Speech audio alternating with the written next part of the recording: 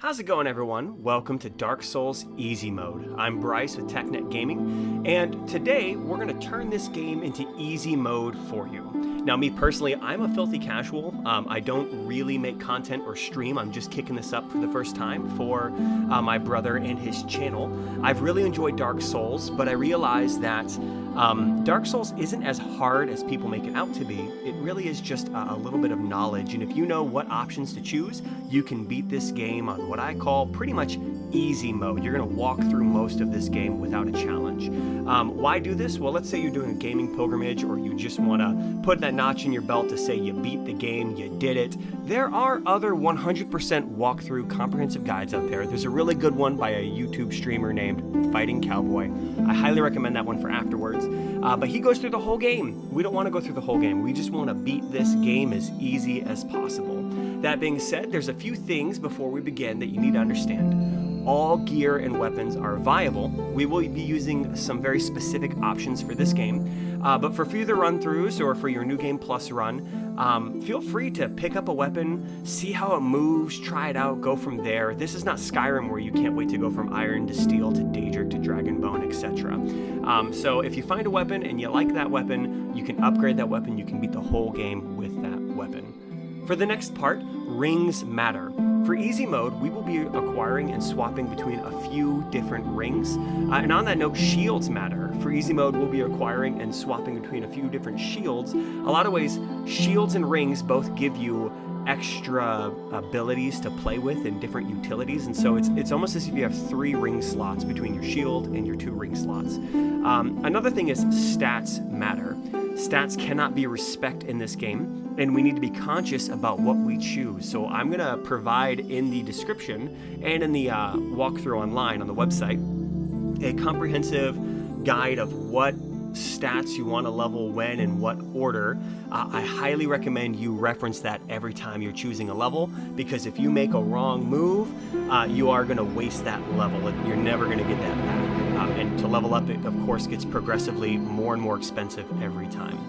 Also, dialogue matters. Saying the wrong thing to the wrong person can ruin your run for certain builds, such as telling your Pyromancer trainer where you got Chaos Pyromancies will cause him to go to the swamp and die, or telling Patches, the future merchant, that you're a cleric, you'll never unlock him as a merchant. So be very aware of when you're talking to certain people.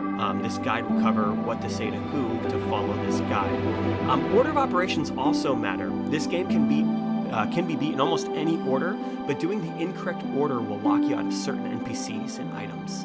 Another important thing is going offline is really important. In this game, whenever you're human and doing an important run for souls or a run to a boss, I recommend going offline first so that you don't get invaded. A lot of the invaders are not fair fights, and you're nothing but a farming opportunity for them. Many of them have much better gear and experience, and they will simply one-shot you with a powerful skill like Dark Beat or something. It's not a fair fight, it's not a fair run, so for easy mode, just put your game in offline mode whenever you go human and you're doing something really important. Now, we're going to begin the run here. So we're going to name our character here real quick, and let's enter a little name for this guy. We'll call him... we'll say Bryce, that's my name. And sex, we're gonna go enter there. And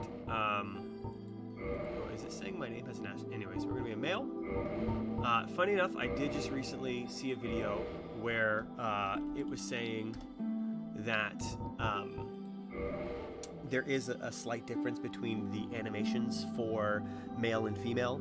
It's negligible for most people. For easy mode, it really won't matter because we're not going to be that hardcore here. So be a dude, be a chick, whatever you want.